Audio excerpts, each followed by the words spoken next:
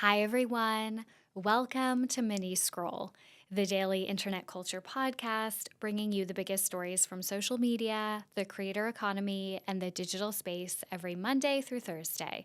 I'm your host, Lauren Meisner, the founder of the youth digital media brand, Centennial World. Welcome back to Mini Scroll, everyone. Let's just get straight into the stories for today. I don't have any updates for you guys, except we are trying to still get to 500 Spotify star reviews by the end of the year, so please Spotify star rate us. Okay, the first story that I have for you guys today is that Halley Kate has been called out for returning clothing from a former Abercrombie haul. So this TikTok is starting to go viral. I would say it's not quite there yet, but it is almost viral. So a user named Ashley posted 2 photos yesterday to TikTok of influencer Halley Kate walking into Abercrombie and seemingly returning clothing. The writing over the photos reads, quote, "Never forget when I saw Halley Kate returning all of the clothes she had just posted a haul with." The caption on the video says, "I just remembered I had these pics from 2022, and she tagged Halley." So this video has racked up over 600,000 views in just a few hours, and Halley saw the video. I mean, she was tagged. She saw the video and she commented. She wrote, "This is honestly bizarre to just take unsolicited photos of me from years ago and post them trying to make it seem like something it's not. I didn't try anything on, so yeah, I returned stuff that didn't fit." And then the creator wrote back, "Wait, girl, it's not that deep." And then Halley wrote, "You followed me and took photos of me and now are posting it telling me it's not deep? Yeah, that's weird. I'm sorry." The creator says she was going into Abercrombie too. She didn't follow Halley. Regardless, I actually agree with Halley here. I think this video was obviously made to be controversial and shady. It was made to get views. And when Halley defends herself to be like, "It's not that deep," that's just like such a cop out. I think either own your shadiness, like own what you were trying to do here, or don't do it. There's also a big difference between having somebody who's like present in the back of your photos, like if, I don't know, like if I were to post something on Instagram and you could see people's faces in the background, that's very different than posting something that is like specifically targeted at a certain subject, whether they're an influencer or not. Taking videos and photos of people in public, like I don't know when that became so okay, and posting it for the internet to dissect, I think that's like everyone's worst nightmare. Like, is that not your worst nightmare? That's literally my worst nightmare. Okay, so this user followed up with a video being kind of even more shady. So she responded to Halley's comment in a video format as well. It's just a screenshot of her Notes app, and the Notes app says, "I'm sorry, posted the vid for attention, lol, sorry, hope we can move on and become friends." And then she put the song "I Love You, I'm Sorry" from Gracie Abrams. Like this is obviously a troll. Okay, so aside from like the ethics around this user posting this and like what she was clearly trying to do to Halley, and then I don't want to say like gaslight's absolutely not the right word, but like flip it back on Halley to be like, it's not that deep. Like aside from all of that, I think there are a few things going on here. So first, I have said this before, but Halley Kate is one of the most talked about TikTokers on Reddit. I know that's a huge call, but I'm going to say that's true. She annoys people on the internet more than like anyone I have possibly ever seen. I think she does represent what a lot of influencers claim to be, but usually are actually not, which is she came from quite like humble beginnings and she just started posting and all of a sudden has this like thriving influencer career with all this money. It is like the quote unquote like American dream of becoming an influencer. I think a lot of influencers claim that was their start, that's their story, but we do find out later that a lot of them come from like massive wealth, which is why they can afford to be like a lifestyle influencer. But Halley, as far as I know about her backstory, did not come from that type of upbringing. So I think sometimes it can be hard for us to grapple with the fact that like that could have been us, like you can really see yourself in Halley. Like, I don't know, I can, and I'm like 10 years older than her probably, she is an incredibly relatable person because of the story of her career. But I also think on the flip side, Halley represents this cohort of influencers that push extreme overconsumption to their audience. Lots of people don't think these influencers add any value. They think they do more harm than good. And I think because of Halley's humble beginnings and the story of her career, it feels almost ickier to people. So I think people maybe feel a little bit betrayed from influencers who come from more like quote unquote like relatable beginnings, and then it feels like they turn. Now, when it comes to this particular video and scenario, it's had me thinking a lot about like the future of influencer marketing, because obviously this haul is from a while ago and I couldn't find it, right? Like she posts like multiple times a day sometimes, and it's from almost 3 years ago, so I wasn't going to be able to find this video. But it's clear that either she was sent these clothes, I'm going to assume she was either sent these clothes in PR by Abercrombie, or she was doing a sponsorship with them. Either way, it doesn't seem like she like tried the clothes on, picked them herself, right? So the reaction to this video, like the general audience reaction, has me thinking about that kind of ongoing question, like where does influencer marketing go from here? Because there's no denying that audiences have lost a lot of trust in influencer marketing and that it's not as effective as before. Now, that doesn't mean it's not effective at all. I know that's also like a talking point that people throw around, but that's just not true. The data does not support that. Influencer marketing is still very effective. It is just less effective than it used to be. So things do need to change, I would say, in the fairly, immediate future if brands want influencer marketing to continue to be effective. I know a lot of consumers wouldn't really care if influencer marketing went away, or they think they wouldn't care if influencer marketing went away, but of course, brands would feel quite differently. So I think the reaction to this video is a strong argument for the shift away from asking influencers to promote products as if they love and use them.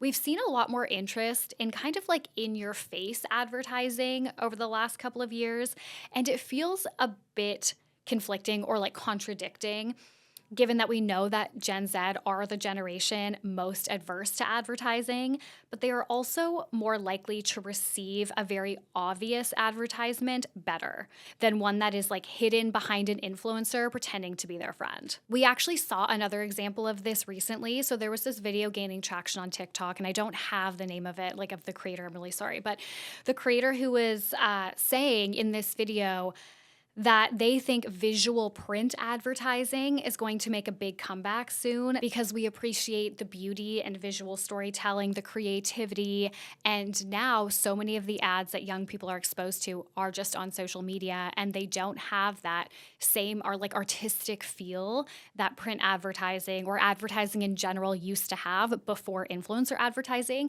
because now it's all just influencers being sent products. It's so incredibly low effort, and the influencers are just like holding up the product and using it. It's not that kind of like visual storytelling art piece that so many of us grew up with, right? In commercials or print advertising or whatever. So while I don't know if print advertising will actually make a comeback, I think what all of this signals to is that people just want an ad to be an ad at this point.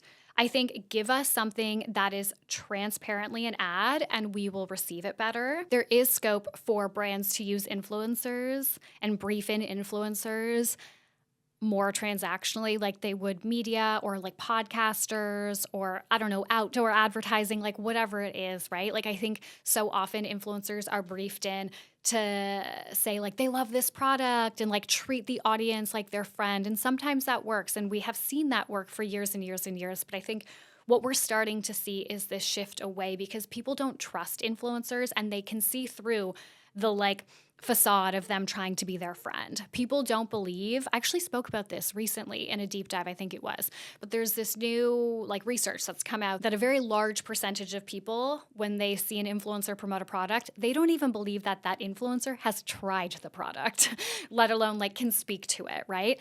So I think there's such an erosion of trust in influencer marketing right now. And I think some transparency would do that industry good. You know, like when a brand advertises on a podcast, there's no confusion that it's an ad. It's like support for Infinite Scroll is brought to you by X. It's like a commercial. And then you go into the brand, what they do. You might throw in something personal like, oh, I love this mascara or whatever. But at the end of the day, the audience is under no illusion that the podcaster and the brand are trying to like trick you into thinking that this is like an authentic review. It's really just like, does this product align with the audience that this podcaster has? Yes, no, okay, let's do an ad. Let's get, the brand name in the podcast. And like with Gen Z, it is a bit complex because they are too savvy and they have been too overexposed to all of this. They have parasocial relationships with certain comfort creators that they love, but they also hate feeling patronized and they just like know too much. So there has to be a shift. This is a perfect example for me to talk about this shift that I think needs to happen.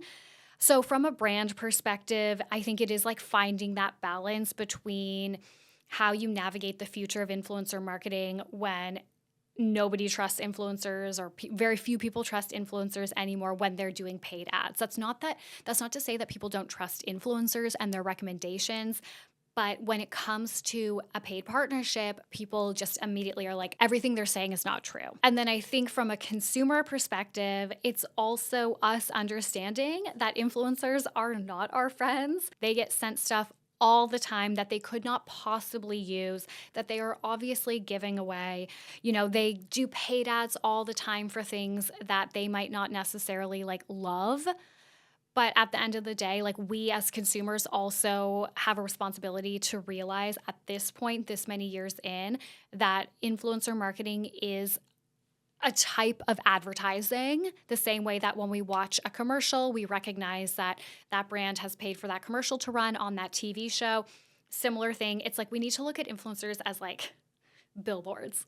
I know that is incredibly reductive, but I think if we can take that lens when we are watching advertisements from influencers, that will just like be a better experience for us as viewers, as consumers. It won't make us so upset and angry.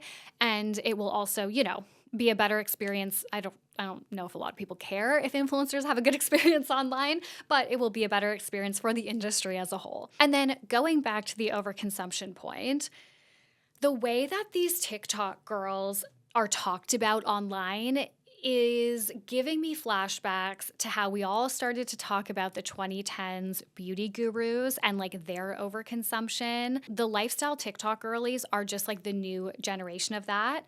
Beauty gurus got so much flack for encouraging overconsumption, and that eventually eroded trust in like the entire corner of that internet. And it really swung the pendulum the other way from audiences wanting like giant makeup collections to audiences thinking that giant makeup collections are gross. So I think that's also something for brands to keep in mind is this massive influx of influencer marketing, this like push of overconsumption. It's not just going to hurt the influencers, but it's also going to hurt the brands who are trying to use these influencers as vehicles, like not just from a reputation perspective, but also just like culturally.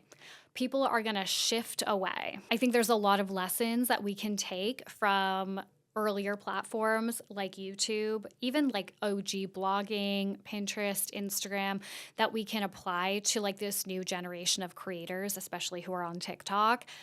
If we don't want this bubble to burst. And I think most of us that listen to this podcast wouldn't want that bubble to burst. I don't think most people actually want the bubble to burst. I think they just think they want the bubble to burst. Okay, the next story that I have for you guys is that Sweeney has hit back at body shamers in a new Instagram post. This is savage and it's amazing, and I love that this is done by an A-list celebrity. So last week, photos of Sweeney sunbathing in a bikini circulated, published, I think it was by the Daily Mail initially or the Daily Telegraph, and these photos elicited very misogynistic and hateful comments about her body. So Sydney has been training as she's portraying boxer Christy Martin in a biopic. So her body is looking, I guess, different to what people expected to see. And I mean, we've seen her in a bikini before. She's just looking very like muscular, because she's training to be in this biopic about a boxer. The comments under the photos of her in this bikini, so like under the article, were just like so horrible. It's just like men calling her mid, frumpy, a butterface, just being so disgusting about how muscular she's looking. We've heard men call Sydney Sweeney mid before. We've also heard them call Margot Robbie mid. This is what they love to do. They hate to see a woman on top, a woman they would never get in 1,000 million trillion years, a woman who is so beautiful, who is wealthy on her own, who is incredibly successful, and also who is not for the male gaze. While Sydney Sweeney is so male gaze coded for this particular role and how she's like, quote unquote, like changing her looks for it, this is not related to the male gaze at all. This is not for them. And I think with Barbie, even though that was the point was like the male gaze, right? That was kind of like the point of the movie. And then Margot or like Barbie moves away from the male gaze and like realizes the movie was not for them. And they did not like that. They did not like that it criticized the patriarchy, that it made women celebrate womanhood outside of the patriarchy. And so immediately it was like, look at Margot Robbie. She's actually mid. Margot Robbie, who played literal Barbie, like the hottest woman in the entire world. Sydney Sweeney, who you could argue is also one of the hottest women in the entire world too. Just because she is doing something that is not for you, they're just like butterface, mid, disgusting. Okay. Anyways, so Sydney clapped back in the best way. She posted on Instagram today just like this rolling video of the comments, including these men's full usernames, or even some of them their full government names if they use their names to comment on it. And it's honestly the best clapback that she put all of these disgusting men on blast. And I know we've talked occasionally about like when influencers put people's DMs on blast and don't cover up their usernames or don't cover up their handles or their names or whatever. And like, I don't know how I feel about that, but for some reason I'm like, good. Go for it. Let's do more of this. Okay, and the last thing I wanted to talk to you guys about, it's not really a story, but I wanted to share with you this like YouTube video and channel that I think you guys, especially if you like the deep dives on Friday, will really love. And I'm sure a lot of you guys already know about it, but I wanted to shout out the YouTube channel Understitch and their sister channel Underskin. I've been following them since they started a few years ago, and they have found some traction. Like I said, I think each channel has maybe, at least their fashion channel has over 100,000 subscribers, but Understitch is the fashion channel where they break down and dissect like the history and the business side of different fashion brands, and then Underskin is the beauty side of it, so they look into like the business and history of beauty brands. Their content is amazing. They deserve well over 1 million subscribers. Like, I love their content so much. And the reason why I wanted to specifically shout them out today is because over the weekend they published a comprehensive history of the fashion brand Loewe. It's over 2.5 hours long, and the level of research that went into this is astounding. The brand actually has very limited documented history. There are no books on the history of Loewe, apparently, and to make this video, which the creator claims is the most comprehensive retelling of the history of the brand ever written, which I do believe, the creator interviewed tons of people in fashion, people within the brand, researchers. Like, it is so in-depth. Their content is always impressive, but like this particular video is so impressive. And like I said, if you guys like our deep dives and you guys will miss me over the break, then definitely check out this channel. I think it will scratch that itch for you times 1,000. This is not sponsored. I have no idea who is behind these channels. I just love these channels. And that video was so impressive to me. And I was like, I need to tell everyone about this video. And it only has 11,000 views, so go watch it. Okay, guys, that's it for Mini Scroll today. Thank you so much for listening. I love you guys. Please rate, review, and subscribe. Please star rate us on Spotify. I love you guys, and I will talk to you tomorrow. Bye.